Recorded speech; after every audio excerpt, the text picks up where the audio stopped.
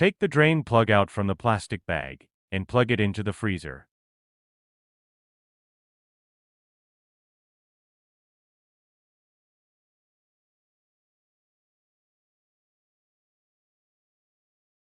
Plug in the unit.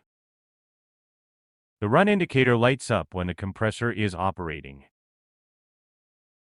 The temperature-controlled aisle has 7 levels into 0 position.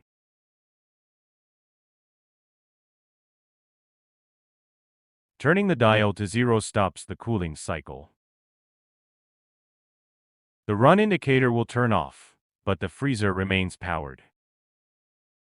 1 is the warmest setting, and 7 is the coldest. The freezer automatically maintains the temperature you set.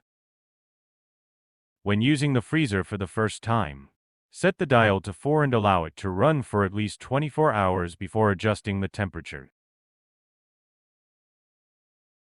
This ensures the cabinet is fully chilled before food is stored. If the freezer isn't cooling as expected, touch the side panel to check if it's warm. If it doesn't, please contact the after-sales service team.